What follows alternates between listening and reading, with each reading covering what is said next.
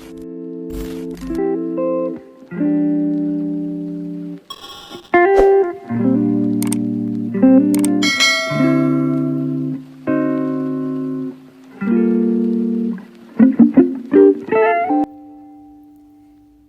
बच्चों, स्वागत है आपका हमारी हिंदी की कक्षा में। बच्चों, जैसा कि पता है बोर्ड की परीक्षाएं शुरू हो गई हैं, तो आज हम जो करेंगे हमारी हिंदी की कक्षा में वो कक्षा 12वीं का जो हिंदी का प्री बोर्ड पेपर हुआ था उसको हल करेंगे, क्योंकि ये पेपर भी इम्पोर्टेंट था। इसमें से कुछ प्रश्न दोबारा आ सकते हैं, इसलिए मैं आपको बहुत ही हल्के फुल्के उसमें इस पेपर की एक दोहराई कराऊंगी, ताकि आपको कोई प्रश्न अगर रह गया हो तो थोड़ा सा अच्छे से याद हो जाएगा और आपकी एक दोहराई भी हो जाएगी। तो सबसे पहला जो हमारा प्रश्न है इसका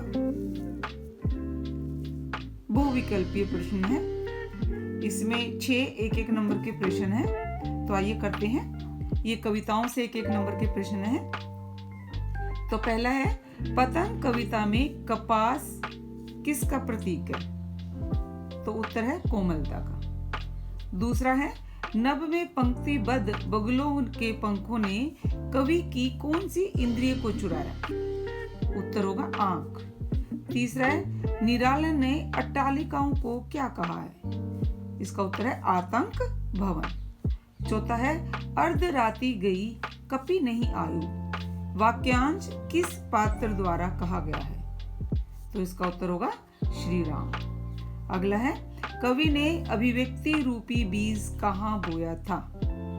इसका उत्तर होगा कागज के पृष्ठ पर। और अंतिम है इसका, सदके फिराक एजाजे सुखन के कैसे उड़ा ली ये आवाज पंक्ति में किस भाषा का प्रयोग किया गया है? तो इसका होगा उर्दू फारसी। दूसरा प्रश्न है इसका, काव्यांश की सप्रसंग व्याख्या कीजिए। ये लक्ष्मण मूर्छा और राम का विलाप से लिया गया है, बहुत ही महत्वपूर्ण है बोर्ड की परीक्षाओं के लिए भी, और इसकी व्याख्या की मैंने पूरी वीडियो बनाई है। अगर आपको कोई भी डाउट है तो आप उसमें से देख सकते हैं। तो अगला प्रश्न होगा, इसी का ख अथवा करके ख भाग, कविता एक खिलना है फूलों के बहाने। ये भी बहुत ही महत्वपूर्ण कविता के बहाने, ये भी आपकी बहुत आसान से इसकी व्याख्या हो जाएगी। अब आते हैं प्रश्न नंबर 3 पर। प्रश्न नंबर 3 जीवन परिचय होगा, कुंवर नारायण अथवा सूर्यकांत त्रिपाठी निराला। बहुत ही महत्वपूर्ण है दोनों, तो इनकी भी वीडियो बनी हुई है, आप इसको अच्छे से देख सकते हो। अगला प्रश्न है प्रश्न नंबर 4, ध्यान से देखेंगे। निम्नलिखित काव्यांश का काव्य सौंदर्य स्पष्ट कीजिए। काव्य सौंदर्य मैं आपको कई बार समझा चुकी हूँ। जब ये प्रश्न आता है और इसके आप पहले अंक देखिए, सिर्फ 2 अंक है, तो इसमें हमें सिर्फ काव्य सौंदर्य बताना है, ना इसका प्रसंग लिखना है और ना ही इसकी व्याख्या करनी है। तो इसका जो काव्य सौंदर्य है मैंने बहुत ही संक्षिप्त रूप में यहाँ लिख दिया है, शॉर्ट में आप इसको विस्तार से लिखेंगे। कविता का जो है ये वो उससे है, आत्म परिचय कवि से लिए गया है, उसी का काव्यांश होगा। पहला पॉइंट हम बनाएंगे, प्रेम की अभिव्यक्ति की है कवि ने और संसार के प्रति बेपरवाही दिखाई है। दूसरा, अलंकार बताओगे, इसमें अनुप्रास और रूपक अलंकार का प्रयोग किया है। तीसरा, शब्द चयन सर्वथा उचित है। चौथा, आप छंद बताओगे, छंद कौन से है, इसमें मुक्त छंद का प्रयोग किया गया है। और अंतिम और 5वां होगा, सरल व सहज हिंदी भाषा का प्रयोग किया गया है। सिर्फ आपको ये वाला पोर्शन जो हम विशेष करते हैं वही यहाँ पर लिखना है, जो सिर्फ 2 अंक का है। इसके बाद अगला प्रश्न होगा, प्रश्न नंबर 5 है, छोटा मेरा खेत कविता का मूल भाव क्या है? इसमें सीधा सा है, कवि ने अपने कर्म की तुलना किसान के साथ की है। जिस प्रकार किसान खेत में बीज बोता है, फसल उगाता है, फिर उसको काटता है, उसी प्रकार कवि ने अपना जो कागज का पन्ना है उसे अपना कर्म क्षेत्र माना है। उसमें वो कविता लिखते हैं और उसकी जो फसल है, उसका फल है, वो अनंत काल तक चलता है। इसी का अथवा करके है प्रश्न, महज एक धागे के सहारे पतंगों की धड़कती ऊंचाइयां बच्चों को कैसे थाम लेती है, स्पष्ट करें। इसमें आपको बताना कि बच्चे इतने रोमांचित होते हैं कि जो पतंग की डोर है उससे ही अपना संतुलन बना लेते हैं। उन्हें किसी बात की परवाह नहीं होती, छतों के किनारों से गिरने की या किसी प्रकार का डर उनको नहीं लगता। आइए अब करते हैं प्रश्न नंबर 6। ये भी बहुविकल्पीय प्रश्न है, ये पाठ से लिया गया आपके, तो आइए इसको करते हैं। पहला इसमें छठे में पहला होगा, लेखिका ने भक्तिन का नामकरण क्या देखकर किया था। सीधा सीधा है, भक्तिन का नामकरण जब लेखिका की बात आती है तो इसका उत्तर होगा उनकी कंठीमाला देखकर। दूसरा है, चूरन बेचने वाले भगत जी स्वभाव से कैसे व्यक्ति है। इसका उत्तर होगा संतोषी। तीसरा है, शेर के बच्चे के गुरु का नाम क्या था। इसका उत्तर है बादल सिंह। और चौथा इसका, कौन सी फिल्म चार्ली का भारतीयकरण थी। इसका उत्तर है आवारा। अगला है, पुराने फलों को अपने स्थान से हटते ना देखकर लेखक को किसकी याद आती है। इसका उत्तर होगा नेताओं की। और अंतिम है इसका, मेरी कल्पना का आदर्श समाज के लेखक हैं। तो इसका उत्तर होगा बाबा साहेब भीमराव अंबेडकर। ये तो बहुविकल्पी प्रश्न थे, बहुत ही आसान। अगला जो हमारा 7वां प्रश्न है वो सप्रसंग व्याख्या होगी गद्यांश। यहाँ ना उधो का लेना ना माधो का देना। यहाँ पर बात कर रहे हैं इसकी शिरीष के फूल पेड़ से लिया गया है, उसकी ही गद्यांश की आपको व्याख्या करनी है। दूसरा गद्यांश है अथवा करके, इसमें भी वही बताया गया है। ये बाजार दर्शन से लिया गया है, आपको इसके बारे में बताना है। अब करते हैं बात हम प्रश्न नंबर 8 की। प्रश्न नंबर 8 में जो हमारी आरोह पुस्तक है उसके गद्यांश यानी कि जो पाठ हैं उनसे प्रश्न लिए गए हैं। तो आइए एक हल्का सा थोड़ा सा उनको हम दोहरा लेते हैं। पहला प्रश्न है, काले मेघा पानी दे संस्मरण का मूल भाव स्पष्ट कीजिए। तो इसका उद्देश्य या मूल भाव या तात्पर्य या क्या कहना चाहते हैं, इसमें कवि ने अंधविश्वासों के खिलाफ और भ्रष्टाचार के बारे में बताया। तो आप वही इसका उद्देश्य लिखेंगे। अगला प्रश्न है, चार्ली सबसे ज्यादा स्वयं पर कब हंसता है। ये चार्ली चैपलिन यानी हम सब, उसमें चार्ली जब अपने आप को सबसे ज्यादा सफल, श्रेष्ठ, गर्वोन्मुक्त मानता है तो उसको तभी ऐसा एहसास हो जाता है कि अभी कुछ ऐसा होने वाला है कि उसकी जो जितनी सफलता है, श्रेष्ठता है, जितना वो ऊंचाई पर है, वो 1 मिनट में फुस हो जाएगी। तो इसका उत्तर होगा वो। अगला तीसरा प्रश्न है इसी का, जाति प्रथा को श्रम विभाजन का ही एक रूप ना मानने के पीछे डॉक्टर भीमराव अंबेडकर के क्या तर्क है। उन्होंने ये तर्क दिए हैं कि जाति के आधार पर अगर हम श्रम विभाजन करेंगे, काम का बंटवारा करेंगे, तो इससे देश में गरीबी, बेरोजगारी और भूखमरी आएगी। इसलिए श्रम विभाजन यानी कि कार्य का बंटवारा मनुष्य की रुचि, उसकी इच्छा, उसकी निपुणता, उसकी कुशलता के आधार पर ही करना चाहिए। अब आइए आगे करते हैं प्रश्न नंबर 9। ये है हमारे वितान से 5 प्रश्न हैं 2-2 नंबर के और बहुत ही आसान से है, 2-2 नंबर के हैं, तो आपको ज्यादा विस्तार से बताने की जरूरत नहीं है। तो आइए हम करते हैं प्रश्न नंबर 1 इसका, समय के साथ ढल सकने में यशोधर बाबू किस प्रकार असफल होते हैं। बहुत ही महत्वपूर्ण प्रश्न है और इसका उत्तर होगा कि यशोधर बाबू नएपन को, नया युग है उसको पसंद तो करते हैं लेकिन अपनी पुरानी परंपराओं को त्यागना नहीं चाहते, उनको छोड़ना नहीं चाहते, इसलिए वो समय के अनुसार अपने आप को नहीं ढाल पाते। दूसरा प्रश्न है, जूझ पाठ में बचपन में पढ़ने के प्रति लेखक के मन में क्या विचार थे। बहुत ही आसान प्रश्न है। बचपन में ही शुरू में बताया लेखक ने कि बचपन में उनके मन में ये बात आ गई थी कि खेती में कुछ नहीं रखा है, ये तो हमें हमारी जिंदगी को गड्ढे की तरफ धकेल रही है। अगर मैं पढ़ लिख लूंगा तो कोई नौकरी, कोई व्यापार कर लूंगा, तभी जीवन सफल होगा। तीसरा प्रश्न है, दादा ने आनंदा के साथ कैसा व्यवहार किया। ये वही जूझ पाठ से लिया गया है। तो दादा का व्यवहार बहुत ही रूखा था, क्रूर था उसके प्रति। अपनी मौज मस्ती के लिए, अपनी अय्याशी के लिए वो उन्होंने पूरे परिवार को काम में लगा रखा था। आनंदा की पढ़ाई भी छुटवा दी थी ताकि वो खेतों में काम कर सके, तो उसका व्यवहार अच्छा नहीं था। चौथा प्रश्न है, मोहनजोदड़ो में जल निकासी की व्यवस्था कैसी की गई थी। स्पष्ट सा उत्तर है जल निकासी, जल को निकालने के लिए। सीधे सा इसका उत्तर होगा हर घर में स्नानगार था और स्नानगार से जो गंदा पानी निकलने के लिए एक नाली बनाई गई थी जो पक्की ईंटों के द्वारा बनाई गई थी और वो ढकी हुई थी और वो पानी उन नालियों के द्वारा एक बड़े होद में जाता था और होद से वो बाहर निकलता। जो एक बड़ा स्नानगार मिला है उसमें भी नाली बनी हुई थी। तो पानी की निकासी की व्यवस्था के बारे में आपको बताना है। और 5वां बहुत ही आसान और महत्वपूर्ण है ये, एन की अज्ञातवास के समय क्या क्या रुचियां थी।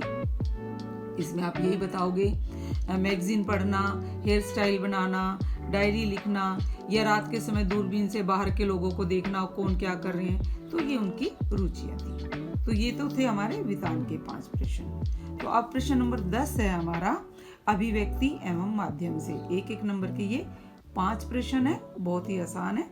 तो पहला है भारत में इंटरनेट का प्रारंभ कब हुआ। इसका उत्तर होगा 1993 में। दूसरा है ऑल इंडिया रेडियो की स्थापना कब हुई। 1936 में। और तीसरा संचार और जनसंचार में कोई एक अंतर बताओ।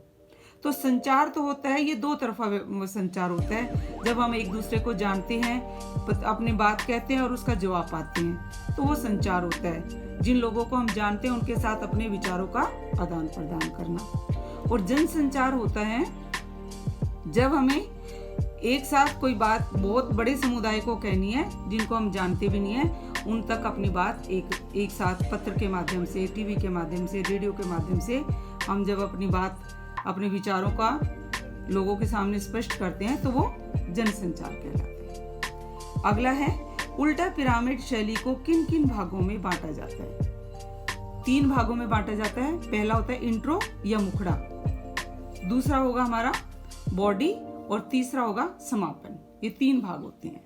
और इसका 5वां प्रश्न है समाचार लेखन में किस शैली का प्रयोग होता है। तो इसका उत्तर होगा उल्टा पिरामिड शैली।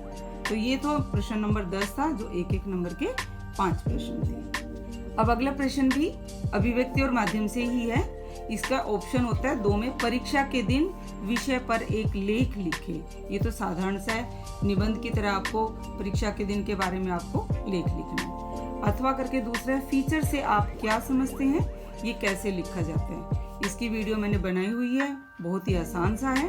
तो 5 नंबर का है ये प्रश्न, इसलिए आप उस वीडियो को अगर आपने नहीं देखा है तो उसको देख के अच्छे से समझ सकते हैं। और अब मैं बात करती हूँ नैतिक शिक्षा की, क्योंकि नैतिक शिक्षा भी इस वर्ष से हमारे उसमें सिलेबस में जुड़ गई है। तो इसके भी 10 नंबर के प्रश्न आ रहे हैं। तो ये करते हैं। इसका पहला प्रश्न है जननी व जन्मभूमि को स्वर्ग से बढ़कर क्यों माना गया है। जननी यानी कि माता, और जन्मभूमि जो हमारी, जहाँ पर हम रहते हैं, जहाँ हमारा जन्म हुआ है। तो माँ को हम स्वर्ग के समान मानते हैं, स्वर्ग से भी बढ़कर मानते हैं, क्योंकि वो हमें जन्म देती है, हमारा पालन पोषण करती है। उसी प्रकार जन्मभूमि भी हमारे लिए बहुत महत्वपूर्ण है। जहाँ हमने जन्म लिया, जहाँ पर हम पले बढ़े, उसके विकास के लिए जो हम करते हैं वो स्वर्ग से भी बढ़ के होती है। दूसरा प्रश्न है भाग्य के भरोसे रहने वाले पुरुषार्थहीन व्यक्तियों का अंत कैसा होता है। सीधी सी बात है, जो व्यक्ति कर्म नहीं करेंगे और भाग्य के भरोसे रहेंगे तो अंत में तो उनको असफलता ही मिलेगी या दुखद होगा उनका अंत। तो जो केवल भाग्य के भरोसे रहते हैं तो उनका अंत अच्छा नहीं होता। इसको आप विस्तार से थोड़ा लिख सकते हैं। और तीसरा प्रश्न है, ये 3 नंबर का है, रामचरितमानस में कौन कौन से आदर्श देखने को मिलते हैं। बहुत ही आसान, आपके सिलेबस में भी है, लक्ष्मण मूर्छा और राम का विलाप। उसमें बताया किस प्रकार राम एक आदर्श राजा, एक आदर्श भाई, किस तरह वो पत्नी है उनकी सीता, वो एक आदर्श पत्नी, माता पिता का पालन करने वाले, अनेक आदर्शों का उसमें पालन किया है। तो उनके बारे में ही आप लिख सकते हैं। और अगला प्रश्न बहुत आसान, सरदार वल्लभ भाई पटेल का जीवन उपयोगी एवं अनुकरणीय क्यों है। आप सभी जानते हैं वल्लभ भाई पटेल जी ने देश की एकता और अखंडता के लिए अनेक कार्य किए, तो इसलिए हम उनको लौह पुरुष के नाम से भी जानते हैं। तो आप उनके बारे में ये लिख सकते हैं। तो ये तो था हमारा नैतिक शिक्षा के प्रश्न। अब करते हैं प्रश्न नंबर 12, जो कि व्याकरण पर आधारित है। बहुत आसान है ये भी। तो पहला है इसका, संधि का अर्थ एवं परिभाषा स्पष्ट करते हुए इसके प्रकार बताइए। बहुत आसान, मैंने लिख भी दिया यहाँ पर। 2 वर्णों के परस्पर मेल से जो विकार उत्पन्न होता है उसे संधि कहते हैं। जैसे विद्या जमा आलय, 3 प्रकार होते हैं इसके, वो मैंने नहीं लिखा पूरा विस्तार से। स्वर संधि, व्यंजन संधि और विसर्ग संधि। उधर एक और दिया है, दूसरा प्रश्न है, निम्नलिखित का संधि विच्छेद कीजिए। महोदय, तो इसका संधि विच्छेद होगा महा जमा उदय, यानी कि गुण संधि है ये। ख है इसका पहला, द्विगु समास किसे कहते हैं। द्विगु समास की परिभाषा, जिसका पहला पद संख्यावाची होता है और समस्त पद समूह का बोध कराता है, जैसे नवरत्न, पंचावटी, ये सारे समूह का बोध कराते हैं। दूसरा होगा इसका प्रश्न है, निम्नलिखित का समास विग्रह करते हुए समास का नाम लिखिए। नील कमल, तो इसका समास विग्रह होगा नीला है कमल जो, यानी कि कर्मधारय समास हुआ, क्योंकि इसमें विशेषण और विशेष्य का संबंध है, तो ये कर्मधारय समास है। इसका गै भाग है हमारा, निम्नलिखित वाक्यों को शुद्ध रूप में लिखिए। लड़की आंख से कानी है, तो यहाँ आंख से लिखने की जरूरत नहीं, कानी ही अपने आप में उसके बारे में बता रहा है, तो उत्तर होगा लड़की कानी है। दूसरा है, बेफिजूल बातें मत करो, तो यहाँ बेफिजूल में बे जो उपसर्ग लगा है इसकी जरूरत ही नहीं है, तो इसका उत्तर होगा फिजूल बातें मत करो। और अंतिम प्रश्न है हमारा,